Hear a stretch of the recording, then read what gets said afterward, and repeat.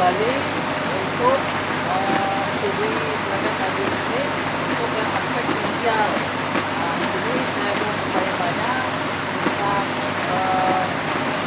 investasi untuk tambak udang yang ada di sini. Di sini saya akan mengajukan beberapa pertanyaan yang bisa dijelaskan mulai dari investasinya, kemudian sumber dananya, kemudian kelayakan dari bisnis tersebut atau bisnis dari usaha budidaya udang faname ini, kemudian analisis perhitungan keuangan baik laba maupun ruginya. Ya, oke Mas Wawan. Terima kasih ya udah berkunjung ke kantor kami. Ya, saya udah 2 atau 3 minggu yang lalu ya saya di sini. Kebetulan ini hari tadi ini hujan kan, memang sudah 2-3 hari ini di wilayah sini kebetulan hujan.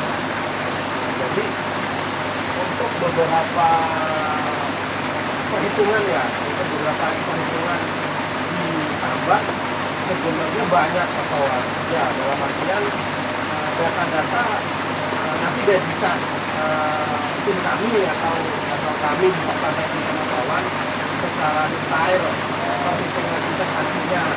Tetapi sedikit singkat ya saya berikan gambaran di sini. Kalau untuk investasi biasanya kan kita di beberapa petambak ini memang awal sekali itu modal kita iuran Mas, itu dalam artian investasi dari modal beberapa orang gitu. Contoh ini total lahan mungkin ada sekitar 6.000 meter persegi ya, total keseluruhan terbagi dari 5 petak 1 tambak. Nah itu biasanya kita modal sumber dana dari 5 sampai 10 orang gitu. Lahannya bisa kita sewa atau milik salah satu anggota gitu. Contoh kalau kita sewa, biasanya kalau sewa di tempat kami khususnya di tangga sini kisaran ya hitungan normal gitu. Contoh kalau dia per hektar lahan kita bisa sistemnya ada 2, bisa sewa per tahun dari lahan. Nah lahannya juga kita tergantung nih, lahan pertama kita lahan kosong, lahan tidur dalam artian dia tanah datar atau persawahan, dalam artian lahan tidur itu lahan yang belum dibuat kepak-kepakan atau lahan yang sudah jadi. Nah itu bisa per tahun, bisa per siklus. Kita tergantung kesepakatan antara penyewa dengan yang punya lahan. Contoh per tahun, ya udah ini lahan kita sewa per tahunnya 5 juta. Nah, kita bayar 5 juta ke pemilik gitu. Atau kita per siklus. Kita ada yang dinilai dari tonase. Gitu kan, oh hasil udangnya satu siklus 10 ton gitu. Per kilo udangnya berapa? 500 rupiah atau 1.000 rupiah gitu. Nah, itu tergantung dari kesepakatan. Itu di awal lahan. Kemudian kalau investasi terpal, gali, kemudian listrik, kincir, gudang pakan, mes gitu. Nah itu biasanya dia per 1.000 meter, per 10.000 meter 1 hektar dari biaya awal sampai biaya akhir itu sekitar 2 miliar. 2 miliar itu sudah mencakup sewa lahan, buat kolam, peksa, kemudian beli terpalnya, jasa pasang, beli alat-alat kincir, beli jalur paralel pompa dari laut, beli pompa, masang listrik, pompa tandon, mes karyawan, gudang pakan, itu per hektar itu sekitar 2 miliar.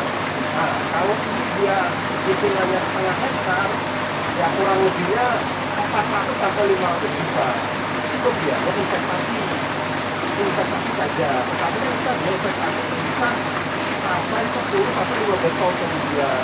Lalu per bulan atau per siklus kita potong penisipan untuk perbaikan kincir, gaji kabel, gaji iklan, gaji panggul, pemeliharaan lah. nah, kebun gitu kan, beli apa macam-macam itu pemeliharaan dia penyusutan itu pun nominalnya tidak lebih dari kalau per siklus ya antara 5 sampai 7 juta gitu.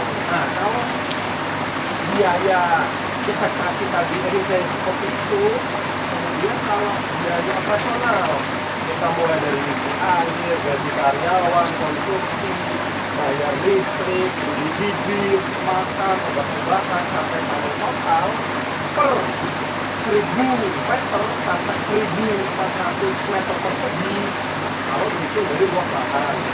Kalau dihitung dari jumlah tebar per kolam ukuran tadi tebar 100.000 ekor sampai 150.000 ekor, umur kurang lebih 80 sampai 100 hari, itu per kolam sampai parsial, kita parsial ya masalahnya, itu minimal per kolamnya 50 juta per kolam per siklus gitu. Kalau kolamnya ini ada 4 kolam ya sampai parsial pertama kita harus siapkan modal sekitar yang minimal 150 juta per kolam per biom per kolam itu. Nah setelah kita parsial kita ada pemasukan kan, kita jual buat beli pakan lagi, obat-obatan, probiotik dan lain-lain.